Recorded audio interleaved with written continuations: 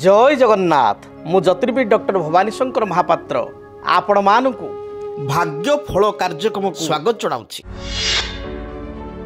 अनेक समय आमे देखु जे परिवार भाई सहित भाई संपर्क भल न थाए।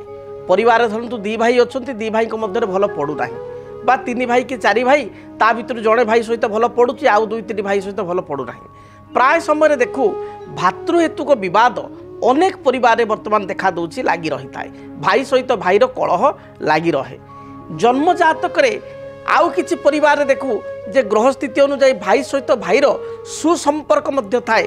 भाई भाई भाई मध्य जीवन दे थाए। भाई पाई भाई मध्य त्याग करि थाए।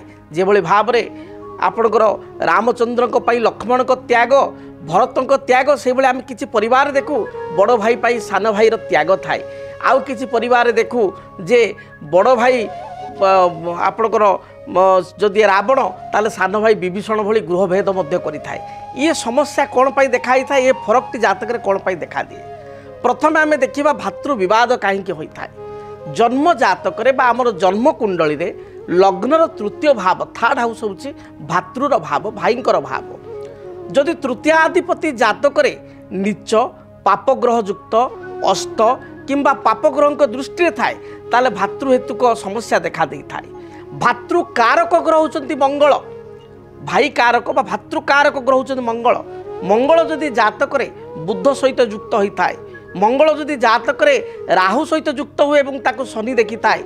मंगल जदि जातक पापकर्तरी जगह पीड़ित होता है। मंगल जदि जातक अष्टम स्थान रे द्वादश स्थान रे किंबा षष्ठ स्थान रे थाई शनि राहु द्वारा बा केतु द्वारा जुति अर्थात युक्त होगा बा दुष्टे थाए। ए परिस्थिति देखा जाए भाई सहित भाईर संपर्क भल रहे ना। भातृहेतुक विवाद देखा दे थाए। ठीक तार विपरीत जदि जातक मंगल उच्च थाई गुरुंक दृष्टि रे मंगल जदि जातक तृतीयाधिपति सहित युक्त हो बृहस्पति दृष्टि एवं तृतीयाधिपति होचंती जातक मित्रकारक मंगलकर मित्र ग्रह एवं लग्न पाई जगकारक ग्रह। ए परिस्थिति रे भाई सहित उत्तम संपर्क रही थाए। भाई पाई भाई मध्य जीवन दे थाए। तेणु जन्म जातक तृतीय स्थान होची भातृस्थान एवं एकादश स्थान आम भातृ विचार करिपरिबा बड़ भाई ज्येष्ठ भ्राता।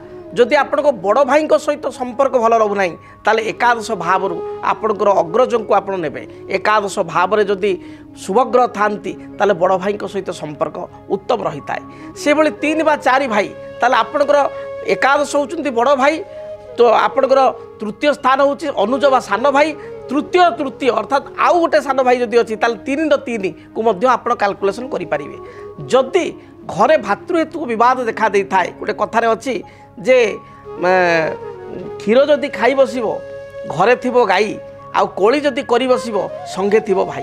तेणु भाई हूँ भाईर बल। जदि परिवार भाई भाई सहित उत्तम संपर्क रही थाए ताले पारिवारिक जीवन सुखप्रद होता है।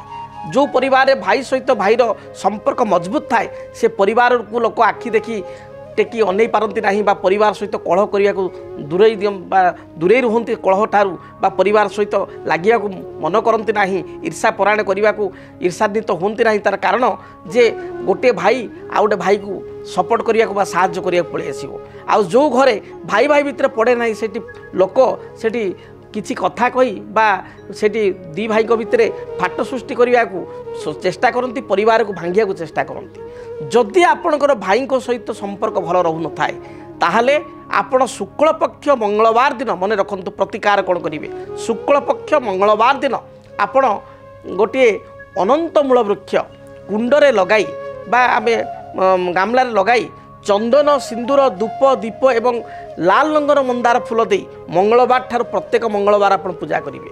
मंगलवार गुड़िक आपण कौन से चौकीदार जो माने चौकीदार ग्राम रक्षक बा सिक्यूरीटी गार्ड एमान को आपण अति कम रे 500 ग्राम बा गोटे केजी मसूर डाली एवं किछि गुड़ आपणकर 500 बा 250 गुड़ एवं ଆପଣଙ୍କର 1 केजी बा 500 ग्राम मसूर डाली तांको प्रदान करंतु। देखिए भाई सहित जो मत पार्थक्य रोचे मतांतर रोचे ये क्रमागत भाव में आप 21-22 मंगलवार करने द्वारा देखिए प्रदान करने द्वारा मसूर डाली और गुड़ भाई सहित सुसंपर्क स्थापन हो पार। से जदि आप प्रत्येक दिन घरे सुंदरकांड पाठ करेंगे ता द्वारा भाई सहित जो मनोमालिन्यता रही संपर्क खराब हो दूरीभूत हो। 18 मई 2025 राहु चलिए मीनरू वक्राचार हो कुंभ राशि। 18 मई 2025 रु 5 डिसेम्बर 2026 पर्यंत राहु रहिबे कुंभ राशि। तेबे राहु केतुंकर चलन आपण को जीवन को किपरि करिवो प्रभावित जानिया पई देखंतु डीटीवी ओडिया। मेष ठारू मीन पर्यंत आपण मानक राशि राहु केतु चलन जानंतु फलाफल देखंतु केवल डीटीवी ओडिया। देखिबा पई चैनल को सब्सक्राइब करंतु आपण वीडियो को सर्च करंतु राहु केतु संपर्क में निज राशि राहु केतु चलन एवं प्रभाव विषय आपण जानि परिबे। देखंतु राहु चलन केवल डीटीवी ओडिया। जदि आपणक जीवन रे व्यक्तिगत पारिवारिक समस्या कर्मक्षेत्र नियुक्ति वैवाहिक समस्या वास्तु दोष एवं माली मकदमा आदि समस्या थाए ताहेले समस्यार समाधान और परामर्श पाई आमको जोगाजोग करंतु। ज्योतिर्विद doctor Bhabani Shankar Mahapatra Budheswari colony plot number 26 Bhubaneswar.